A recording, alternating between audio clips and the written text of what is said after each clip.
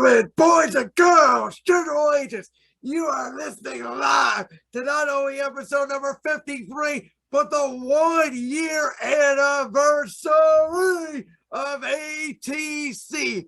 For the last year, Brandon Lewis, Joey started right here breaking down all things Cavs, and we are ready, Joey, for season number 2. Oh my God, I cannot wait. My body is ready. Tomorrow night, the Cavs play real basketball. Let's pray to the baseball gods. The Guardians beat the Yankees tonight, so I can be riding high tomorrow when the Cavs win as well. But Brandon, we have a massive day, our 1 year anniversary. Can't believe that it has been a full year.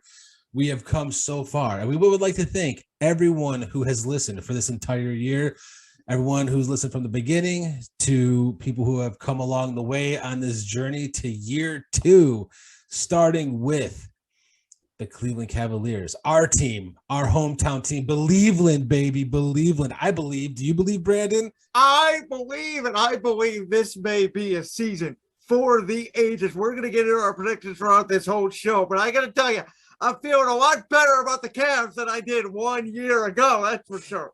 And we will get into all of that good stuff. Brandon, we have such an action-packed show that we have got to kind of get rolling here. And we're going to start with who we believe our starting lineup for the Cleveland Cavaliers is going to be tomorrow night and for the foreseeable future. I think me and you are both going to be the exact same. So we'll just kind of go position by position. At the point guard, I have Darius Garland. Number 10, DG. Okay. You got the same? Yes, sir. If you didn't, then you shouldn't be hosting All Things Cavs podcast. Number 2, at the 2, the shooting guard, I got Spider, Donovan Mitchell. Gee, I don't know. I mean, there's this guy who just came over from Utah. I mean, his nickname is Spider. He wears the number 45. What a weird number. But yes, of course, Spider, the starting shooting guard next to Darius Garland. I think this 3 is the only question. It's the only question mark on the team. I have Karis LeVert starting. Is that who you have starting as well? So I do. I think by all accounts, from everything that we have heard, from everything we have seen, from everything we have read, from everything the coaches have said, it sounds like at least to start the season, LeVert is going to be the one to get that first shot at the small forward position. And it does, for me, it makes sense because LeVert showed last year, especially later in the year, that his defense can be really good. And if he, like we have said the last few podcasts, we have heard that he was playing hurt pretty much the entire time he was with the Cavs at the back end of the season. And if he is 100% healthy, he is another person who can create his own shot, but also can catch and shoot. So he's LeVert's 6'6", I believe. 6'7", somewhere. So yeah, he's got that small forward build. He can create his own shot. He's what I like to call a fringe all-star when he's at his absolute best. So I think that is that's the good pick there. At number 4, the power forward. I mean, it's Evan Mobley. We both know that. A man who we both project could be a top 20, maybe even top 10 player. If you listen to last week's podcast, we kind of projected out what we think Evan Mobley will be at the end of this season. Without a doubt, number 4 from USC slipping into that number 4 position. And at the 5, at the center position, I'm sorry, I have my notebook here with me, but it's not like I need it for this. At number 5 at the center, the first-time All-Star last year, one of the hearts and souls of this Cavs team, Mr. Jarrett Allen. I'm going to tell you, there's going to be a lot of Nintendo. There's going to be a lot of Pokemon playing in that locker room this year, and Jarrett Allen is going to be the man in that middle, helping out Mobley, helping out LeVert, Garland, Mitchell, the others on the team. Yes, Jarrett Allen starting center. So I mean, that starting 5 to me last year when at this time we were talking about, oh my God, they're starting Lauri Markkanen at the 3. How is that going to work with 3 7-footers? And now, and Colin Sexton was obviously the 2. You were not a fan of Colin Sexton. now we're going into this season with, Garland still one who has made that huge step forward last year into what he is now. We have Donovan Mitch Star, who we traded for. We have Karis LeVert, who is 100% healthy, who is more of that traditional small forward. We have Evan Mobley, who, obviously one of the best rookies, if not the best rookie last year. Everyone around the league saying he's going to be a top 20 player this year. Me and you talked about that. We think even maybe top 10 if he really excels and takes an even bigger step than a lot of people are saying. And, Mr. Reliable all-star last year, Jared Allen at center. I mean, this team, I think that starting lineup is absolutely stacked, and it's going to produce a lot of wins. Obviously, I think 4 out of those 5 guys are bona fide starters the whole season for me. And this, we talked about LeVert a lot, and I understand. Obviously, it came out that he was hurt. Most of the season, he really did not get his role fit in that they were trying to bring him in at the trade deadline last year. It just seemed like they were rushing things and he wasn't really comfortable. But for me, this is a big early season for Karis LeVert. I think he needs to come in and at least show flashes of that guy that we saw in Indiana, in Brooklyn, be able to put the ball in the basket because again, even though we know Mobley's going to get his points, even Jared Allen, Garland, Mitchell, there's going to be opportunities for Karis LeVert to have big, possibly, really open up the floor and make those threes, make those mid-range jumpers. I think the defense with him is fine. My worry with him, and I hope that he can get back the consistent shot because he was not knocking down shots at the end of last season. And so that is my only concern. I just want to see it, to start the season. And hopefully he can get back to that level that he was, as we mentioned, before he became a Cavalier last year trade deadline. Absolutely. I agree with you 100%. But we are going to be talking just a little bit about a little something different, Brandon. Something we did last year, something that you 100% cheated on. And that is our breakout player of this season. Now, if you have not listened to All Things Cavs, or if you have listened, you came in maybe midway, you've heard me make reference to this before, because in our very first episode, our very first, number 1, to go back and listen to it, because it's a little rough. We're a lot more comfortable now than we were in podcast number 1, but we did a breakout player for the Cleveland Cavaliers. Now, when I player, I was thinking, let's pick someone off the bench, maybe someone might not expect. And I picked Dylan Windler, someone, who has definitely, and I still think he does some potential, someone who could potentially make an impact, maybe, 12, 15 minutes off the bench. And that's what I was thinking. So I picked Dylan Windler, and my co-host, Mr. Brandon Lewis here, took Evan Mobley, the 3rd pick in the draft, the man who we knew was going to be a good player. And he's like, you know what? My breakout player is going to be the star rookie that we just took. You know what? You never know with a rookie. We think, but you never know. It's my argument for a year. It was Evan Mobley. We knew. I should have taken Darius Garland.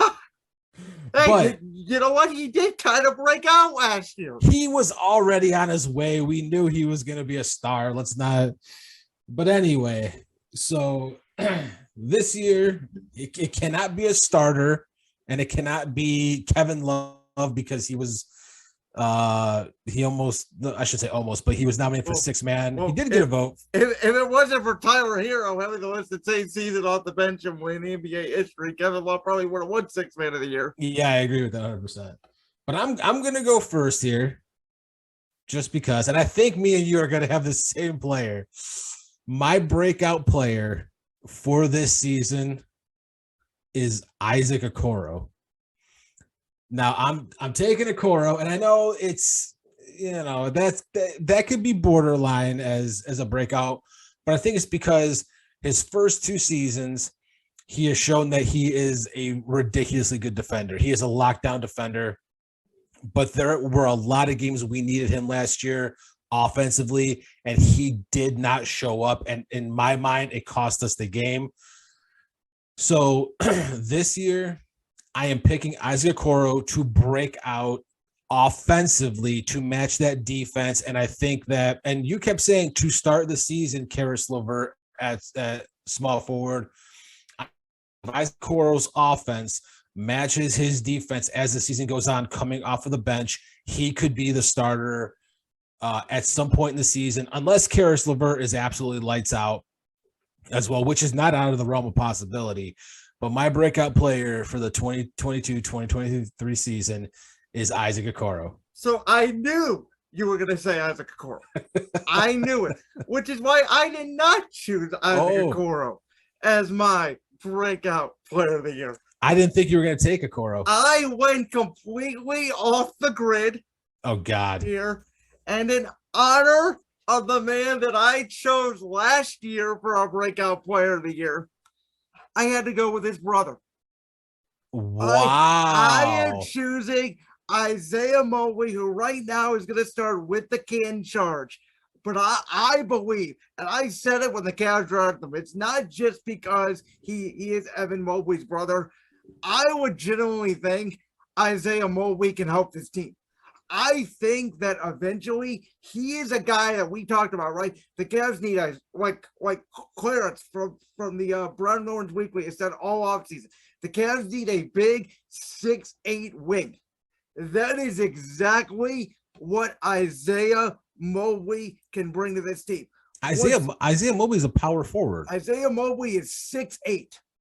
He is a power forward. He is 6'8".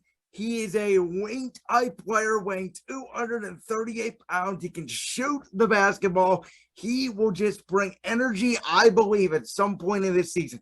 Because, outside of, again, Dean Wade can play a little bit. We've seen LeVert. We've seen Okoro. Lamar Stevens can get in there and play defense too.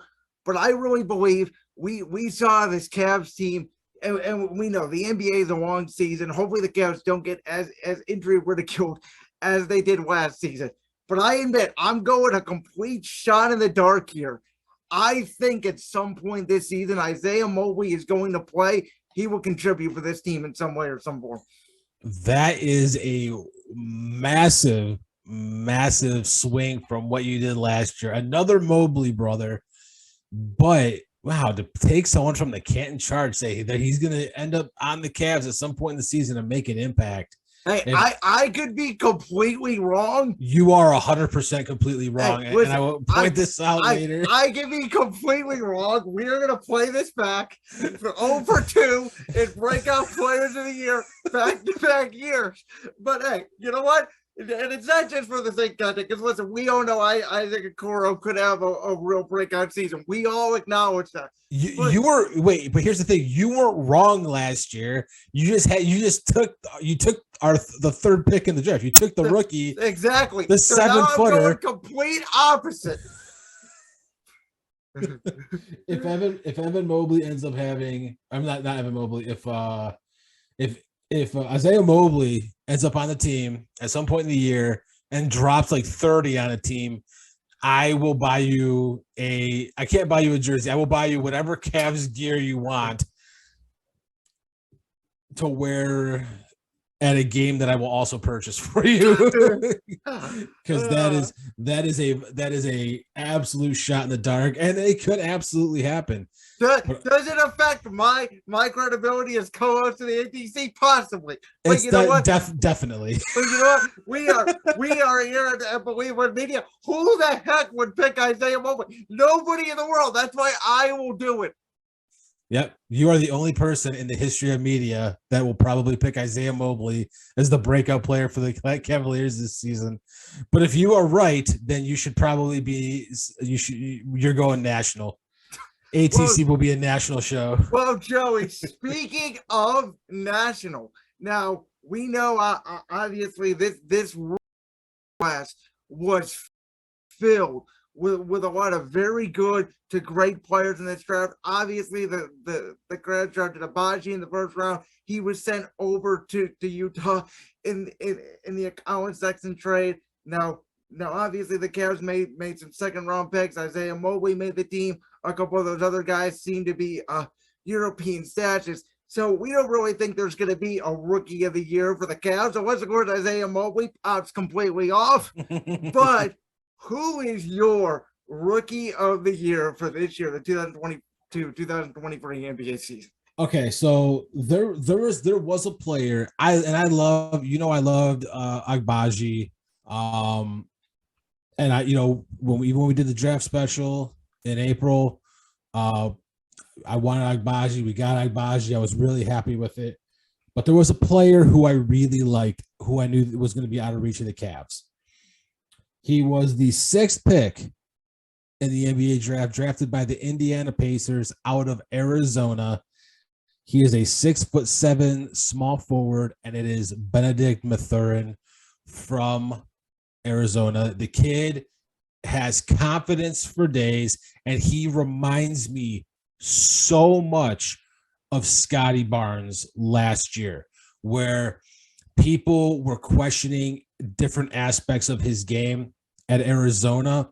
And I know it's just preseason, but he had a ridiculously good preseason, shooting the ball lights out, absolutely destroying the rim, rebounding, assists, defense, steals, blocks. This kid's going to be able to do it all, and he is going to be my rookie of the year candidate. I think that he's going to take it. I'm not taking any of the big three, which was Holmgren, Banchero, or Jabari Smith. I think that Benedict Mathurin for the Indiana Pacers is going to win rookie of the year. So I am taking one of the top 3 players. In my opinion, I think that this player could have been the number 1 pick. Obviously, there was a little bit of a debate between those top 3 teams based off scheme fit of who was going to be. But I think that this team overall is the team. Now, I'm not going to say that they're going to be very good, but they have some foundational pieces to build on. They've hit on some of their draft picks in the last couple of years. And I really, really, really, really, really like Jabari Smith. Thank God. Obviously, he was drafted. Why? Who did you think I was going to say? I thought you were going to say Chet Holmgren. No. I think Houston. Listen, Houston's got some good players. Obviously, Kevin Porter Jr. just signed the contract extension, former Cavalier as well. Fortunately, did not work out in Cleveland, but seems to be working on Houston. Plus Jalen Green. I think that Jabari Smith, Houston really needs a stretch big. He checks all of the boxes that you want in today's NBA out of a stretch 4. He's long, lengthy, he can shoot, he can defend the floor. I think, again, another, Evan Mobley, Scotty Barnes, one of these really lengthy forward type players that's going to make an impact for this team. Again, I'm not saying that Houston is going to be very good because the West certainly has a lot of better teams than Houston, but I think that they are a team that could surprise you if you are off shooting on one. And I think Jabari Smith is going to be a great player in this league for years to come. And I think it starts this year. Yeah, I think it's an absolutely phenomenal pick. I think that he's going to be someone who can absolutely do it. And he's on a team where he's going to get the opportunities to do it. So that's going to definitely benefit him in the long run. He's going to get a lot of experience. But, kind of going along with some players are going to make teams better.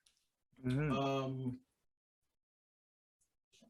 We have our picks for the most surprising team. Surprising as in going to be good, not surprising as in going to be bad. I'm gonna let you go first on this one, Brandon. Who is the one team that you think is going to be the most surprising team this year? Okay, so I will say I think that the West is a little bit more of a surprise factor than the East. I don't think the East necessarily. I don't think any of the bad teams got necessarily a lot better. But I think the West, there are certainly some candidates. At first, I'm going to tell you, I was thinking about New Orleans, obviously with the addition coming back of Zion Williamson. Yeah, but they made the playoffs last year. They made the playoffs. Now this team, my team for surprise team of the year, this team did make the playoffs last year, but they were not a great team this offseason. I think there's potential for this team to be a top 4 seed potentially in the West. Ooh. I like the Minnesota Timberwolves. I think that they are young, led by Anthony Edwards. I think Karl-Anthony Towns, Rudy Gobert, who they just got from Utah. For some reason, I think Minnesota is going to work. I think they have, again, a lot of young talent led by Anthony Edwards, who supposedly got stronger this offseason. I just read today he's pound for pound about the same weight as Rudy Gobert. So Minnesota, I think, surprised a lot of teams last year. Now, do I think that they're going to be, championship bound? I don't. But to be honest with you, this year, the NBA, I think it's, at least for me, it's really hard to see a team that did not at least make the play-in tournament last year to go to the play-in tournament this year. I don't think there wasn't, to me, the Cavs getting Donovan Mitchell maybe could have been one of the biggest moves in the whole offseason. There wasn't really two big superstar movement. You could say the Clippers, but obviously Kawhi Leonard, Paul George, we expect them to be good if they're both healthy. So I didn't want to go with them. So I'm interested to hear your team, because this, to be honest with you, was a struggle for me. So I was looking out west as well. I was looking at the East too. I thought maybe there's a chance Orlando could make some sort of jump. They got some young kids with some unique skills, but I was looking west. I was looking at the Timberwolves, but for me that just wasn't that big of a jump, honestly. Okay, no, I think people expect them to be very good. You have Towns was basically a stretch 5, and now you're giving him the opportunity to become the stretch 4, which is what he wants more. I mean, he's a 40% 3-point shooter, standing at 6'10", 6'11", 250 pounds. So, I mean, I think they're going to be a very, very, very good team. And I agree with you. If they, if Edwards is better and he was great last year. I mean, that team is it's stacked. So I went a little bit of a different route. I went a team who completely broke down, completely rebuilt last year, Brandon. Okay. And most rebuilds take time. We know this as Cavs fans. It took us 4 years to get to where we are now. Usually the rebuilds take even longer than that. We just happened to get really lucky with our draft picks. Sign some good players, make some good trades, but I'm going with the Portland Trailblazers. Okay. So you have Damian Lillard coming back healthy. Dame Dollar he's the man. He's gonna be just as good this year as he's ever been. You still got Yusuf Nurkic, who I think is a phenomenal center. You got rid of CJ McCollum. But you did get Josh Hart back, who I really like. Josh Hart had a lot of really good games for the Pelicans, and I think that he's going to be a really good, versatile player on the Trailblazers. He could play the shooting guard. He could play the small forward at times if you need. They traded for Jeremy Grant. Jeremy Grant, phenomenal player from the Pistons. He can play basically 2 through 5 if needed. He can hit the 3. He's a phenomenal defender. He could get to the rim. I like that a lot. On top of, you had Anthony Simmons, who breakout player last year. How good can he be? We're going to find out this year. I think you might have him at the 3, Grant at the 4. A lot of versatility, just like the Cavaliers. You got a lot of good players and players who are, I would say, are going to prove. It's going to be like a prove it year. So, like, they signed Nasir Little, to a 4-year extension for $28 million. Very team friendly on that. But Little can turn into a guy who's going to be a really good bench player. They got Keon Johnson, someone who can turn into a really good bench player. Gary Payton Jr., Gary Payton II, someone who could be a really good backup at point guard. They drafted Shaden Sharp, who out of Kentucky didn't play for Kentucky, but extremely high on. They obviously had a high lottery pick last season. They used it on Sharp. Sharp could, the sky's the limit for him. This team it's a team that has a lot of really young talent, a lot of really good talent, and a lot of veteran leadership that I think is going to mesh real well and could get them at least into the play-in, if not into the playoffs, just depending on how these guys develop. Yeah, I agree with that. I think Portland's certainly going to be better. Again, I think the West is a little more interesting in two facets because I think you have two teams in Denver and the Clippers. Obviously, Denver missing Jamal Murray. The Clippers missed Kawhi Leonard all last year. You could even throw New Orleans in there with Zion Williamson. So, the West was filled with the West is really weird last year. Obviously, Phoenix ran away with it and then obviously choked in the second round. But there were a lot of players who, star to superstar players who were out all last year. In the East, it's certainly competitive. I know we're about to get to our Eastern Conference standings. Like the NBA, I remember, right before we started this podcast, probably two years ago, maybe even, there was not a lot of, really good NBA teams. There was, even back when the Cavs were fighting Golden State, everybody really knew it was Cavs, Golden State. Some people wanted to throw in Houston or Boston, but it really wasn't the case. And over the last couple of years, we've seen a little bit more balance in the NBA. We've seen a little more parity. I think it certainly has made the postseason a lot more fun. It's made the regular season, especially, post NFL season, a lot more interesting. So I think it's really good for the league. And for the first time in a long time, I think the league's in a really good spot, as you're about to see. I think, in both conferences, you could really, your top 6 or 7 teams you could put in almost any order. Right. And the West is going to be like you were talking about the West, and the West I think is going to be a lot different this year. I think Kawhi is going to come back with a vengeance. If you have seen him, he almost looks like a different person. He looks he does. He looks ready. He's been working his butt off. You got Jamal Murray coming back with the with the Nuggets. Jamal Murray was phenomenal in the bubble, doing things I don't think I've seen any players do, but he hasn't played in over a year on the court. So he's obviously gonna have some rust on him, but I think that if he gets back to Jamal Murray, that team is almost a lock for number one if he plays like Jamal Murray.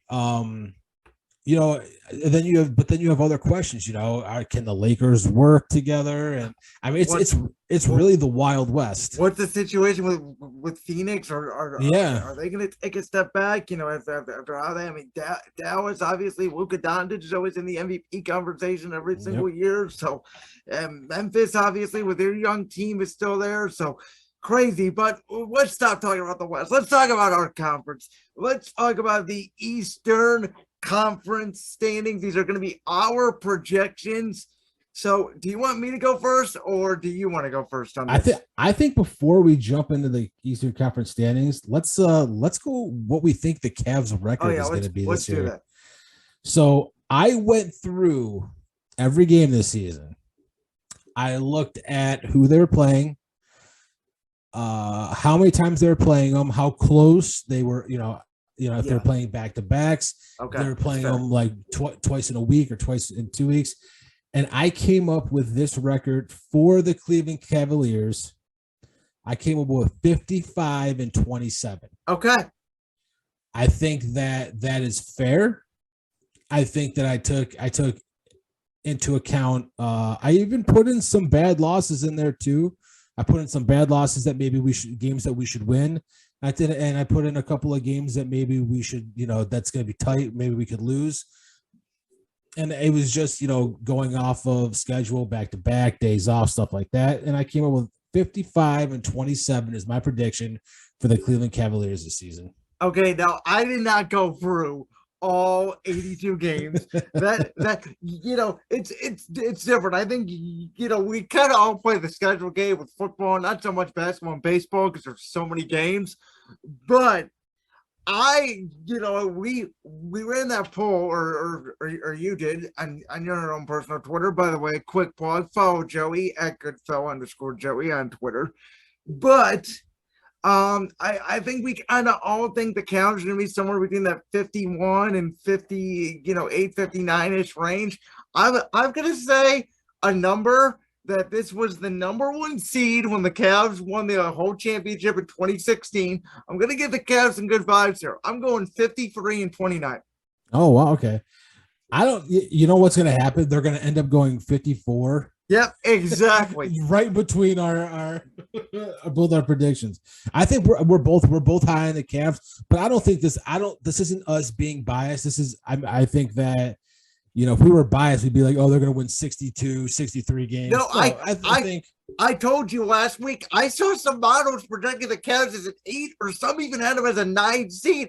I thought they were out of their minds. Anyone who says that they are not, or that they're going to be, the only way that I can possibly see that happening is just if the East goes absolutely off, which is a possibility because we're about to do our Eastern Conference standings here, Brandon, and we both are going to have a team that is a really good team that we're leaving off. Yeah. I think I know who your team is. We talked about this. We didn't before the episode. We had what we wanted to talk about, just kind of giving everyone a little insight into the process for this episode.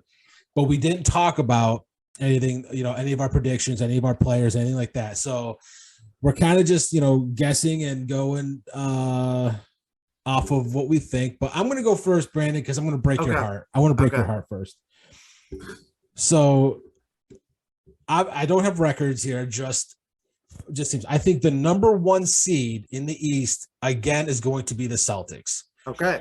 I don't think the head coach is going to make a difference. I think that there's enough good talent in that team and veteran leadership, and especially with Brad Stevens still being with the organization, I think to keep everyone's heads in the game and a lot of really good talent.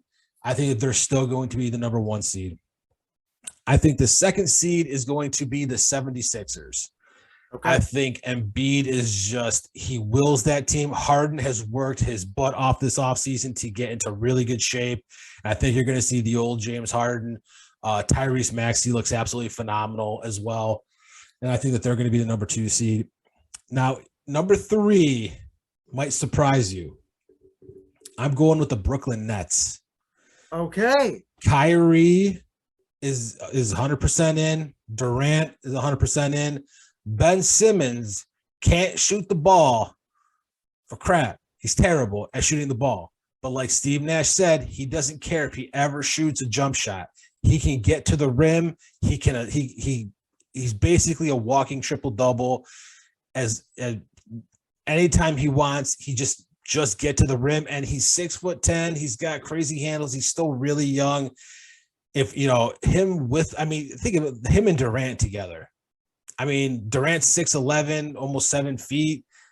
Simmons is 6'10". I mean, that is a big shooting guard and shooting guard and small forward. It's always as big as the Cavs were last year. Not quite. Yeah. Except they're doing it at the 2 and 3, not the 3, 4, and 5.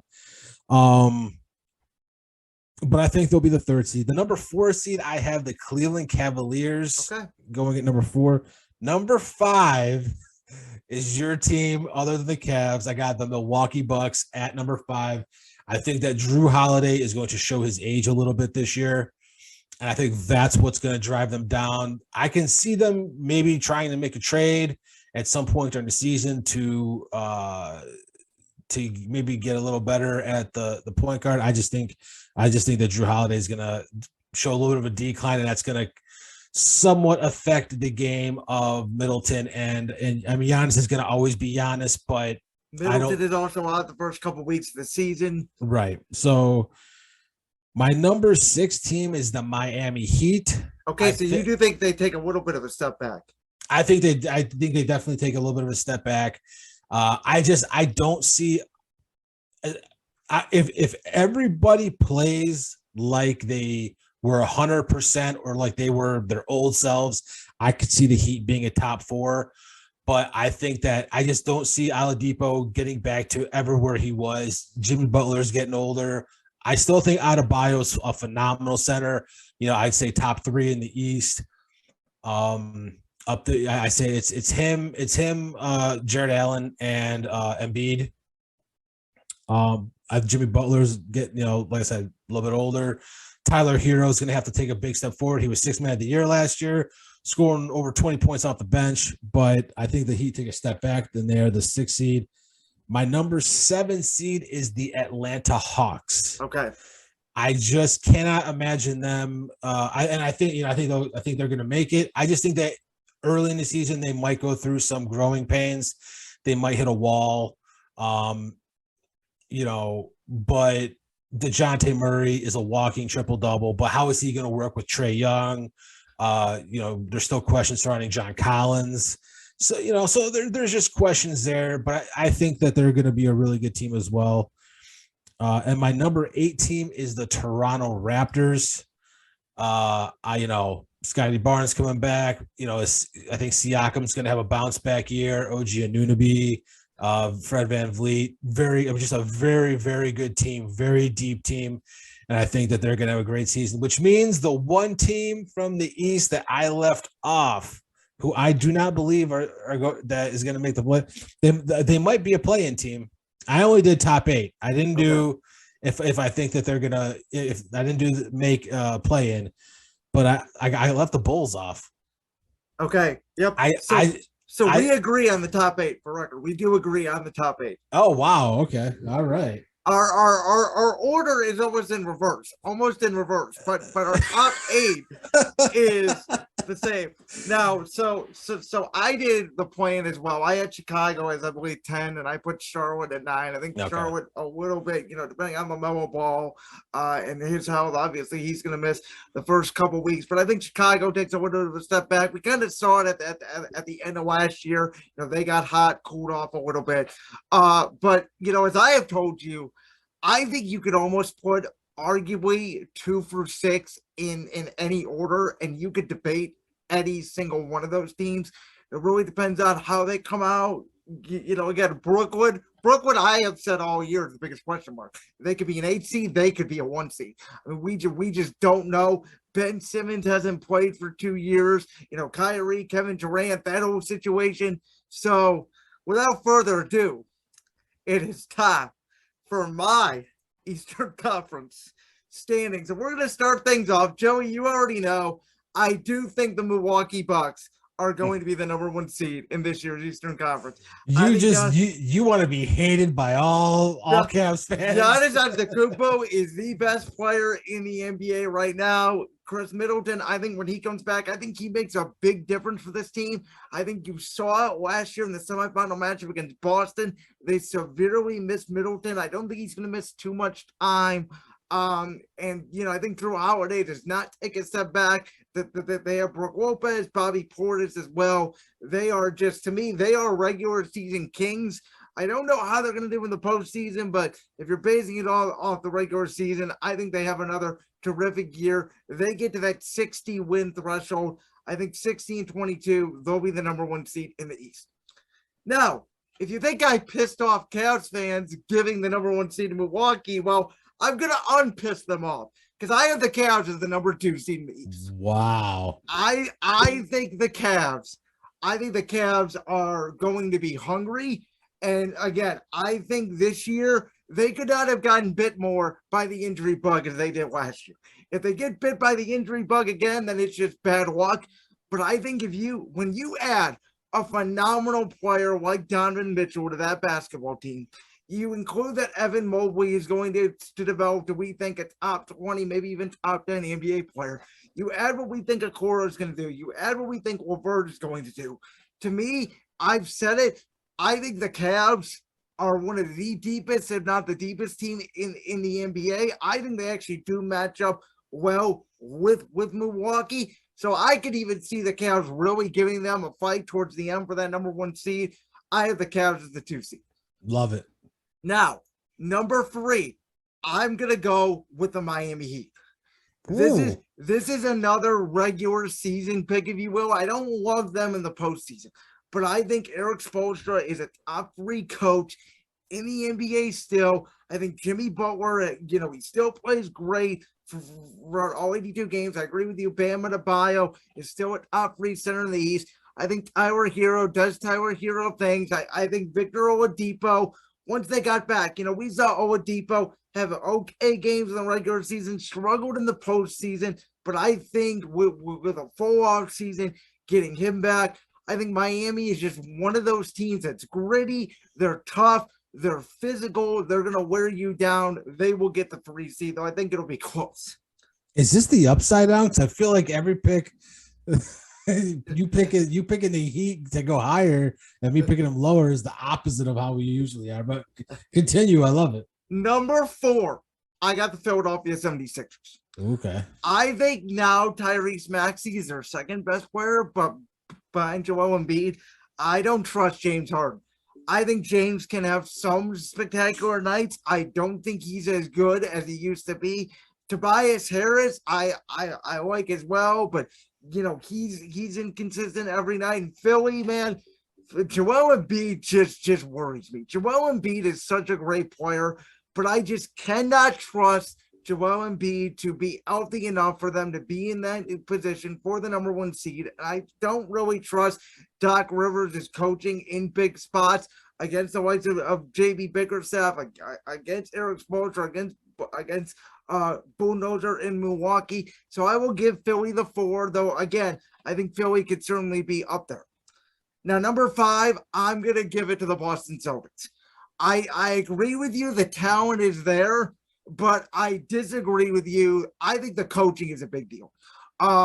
We saw Boston with Brad Stevens, who was a good coach, though he focused more on the offense side of the ball. Ime Udoka really got those guys to dig in on the defense side of the ball. Not only Marcus Smart, Jason Tatum, Jaylen Brown, they obviously have both Williams. They brought in Brogdon in the offseason. But there is something to me about a team, the way they lost in the finals to Golden State. I know they got up 2 games. I know they went up 2-1, but it was not really pretty, in game 5 or game 6. They've kind of had a lot of noise this offseason surrounding Ime Udoka. So I'm not as confident in Boston as I was at the start of the year. I think they're still a very good team, and certainly if they get into the postseason, they'll make some noise. But I think the start of the year is going to be really rocky for them, so I'll put them at 5. 6, I got the Atlanta Hawks. I think DeJounte Murray is going to make a big impact for this team. He's going to take a little bit of pressure off Trae Young. And as you said, there's some issues there. We don't know John Collins, if he's going to be, out the stretch 4 and all that, but they still have Collins, Capella, Kevin Huber. The team is deep. I mean, Atlanta's got some players. We saw them, as the 9 seed last year, beat the Cavs. I mean, they can shoot the basketball. They got a lot of good players. And so I got Atlanta at 6. And then, as I've said all offseason, the wild card to me is Brooklyn. I got Brooklyn at 7, and I've acknowledged on this podcast that I agree with you. Brooklyn could be a top 3 seed. But Kevin Durant asked for a trade this offseason, which I went out and said, you don't honor that, and I'm glad Brooklyn did not honor that. You got Kyrie Irving, who the hell knows when he could go rogue at any time. And Ben Simmons has not played basketball. A lot like Kawhi Leonard and the Clippers. Ben Simmons has not played basketball in 2 years. And I get it. Listen, he's a phenomenal talent. We saw what he did in Philadelphia with Joel Embiid, and I defended him a lot. But I really do question at this point his commitment to basketball, and I don't think that they have a coach. I think Steve Nash is completely lost. I think that there is no leadership in that building. I think talent most of the time trumps in basketball, but I just think that there are going to be better teams with more depth and better leadership than Brooklyn this season. So I'll put Brooklyn at 7. And then 8, I do have Toronto, who again is just a very good, solid team. With Fred VanVleet, Scotty Barnes, I think that they are a really good basketball team. However, I just don't think that they're better than Milwaukee or the Cavs or Philly or Brooklyn, whoever you want to throw in there. And so I'll put Toronto at 8. Wow. So yeah, that was pretty much the opposite, same teams, opposite, so same teams, but opposite standings. With the exception of the Raptors. That was yeah. Great minds think alike, Brandon. Great minds think alike, except with Milwaukee. But we'll go with the person who has a better record in our fantasy football league right now. Oh, is that a shot? Hey, we play in 2 weeks. Let's see what happens in 2 weeks. It doesn't matter. Even if I lose, I'm still going to have the same record. Well, yeah. Okay. We'll see what happens. All right. Well, moving on. Let's stop talking about fantasy football and let's talk about previewing the first 3 games of the season. Joey, we haven't previewed a game since April. I'm so excited. It is finally here at Toronto tomorrow night, north of the border. Hopefully at the same time we're watching the Cavs, we're watching the Guardians in the ALCS as well. It should be hopefully a phenomenal Cleveland sports week. But at Toronto, Wednesday night, I think we both agree. I think we're getting this win. I 100% think we're getting this win. Excuse me. There it was. I think Toronto has an advantage in the fact that they have played together longer than this Cavs team has. So that to me is their only advantage. Mm-hmm. I think that the Cavs are going to be a little too much. I think Scotty Barnes is going to improve a little bit, but I don't know how much more he's going to improve. I think Evan Mobley is going to absolutely, he's got a chip on his shoulder. I think he's going to show it tomorrow night. Mitchell is going to have his game. Garland's going to have his game. Allen, obviously is just going to be doing Jared Allen type things. I think you're going to see Okoro coming off the bench, showing what he's been working on. Love is going to be that 6th man. Levert. I mean, you go through this team, and I just think this team matches up. Matchup wise, I think that they are actually more of a nightmare now for Toronto than they were last year. And Toronto struggled with us last year, and they still picked up some good wins. They did, but I think matchup wise, the Cavs, I agree with you. Are a way better matchup for us against Toronto than vice versa. And I think the Cavs make a statement tomorrow night. Oh, I do. I absolutely do. I think that they are out to make a play. And I could see really this being the quote unquote Donovan Mitchell game where Donovan Mitchell maybe just comes out and has, 30, 35 points potentially. Who knows? Maybe he just goes crazy in his first Cavs game. But I'm going to say the Cavs win.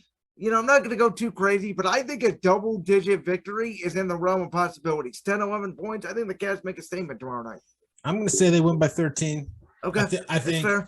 And I think it's going to be pretty much out of reach for Toronto the entire game. Yep. I think the Cavs start hot, stay hot, and they're going to prove why all these moves were made. And I think first quarter is going to be able to feel out knock and talk. Then I think second and third quarter, Cavs explode, and by the fourth quarter, I agree with you. I think it's pretty much Cavs cruise. Maybe Toronto comes back, gets that live sports betting backdoor cover, if you will. But I think the Cavs win. So moving on then they have a couple days off before they go to the Windy City and take on the Chicago Bulls in a building where the Cavs have not played well recently. And I know we said that Chicago is not going to be great this year. We both take they take a step back, but I think with the home opener on Sunday, maybe they will go a little ahead. I think that this is a tough spot, second game of the year. I think it's a close loss. I think the Cavs soundly win this game as well. Okay, and I'm not being biased. I think that Lonzo Ball, we have no idea when / if he will play basketball again with his knee. DeRozan, I don't know if DeRozan's going to take a step back, but he's definitely getting to that age where, you know, I think his jump shot will always be there, but he's going to be a step slower. Cavs are going to be a step faster. Vucevic is a great center. I don't think he gets enough credit in the East, but I don't see anywhere. I think Zach LaVine, that's probably our toughest matchup. But again, up and down. You got Garland, you got Mitchell at the 1 and 2. You got Levert's going to be able to guard 2-3, and you're going to have Mobley, Allen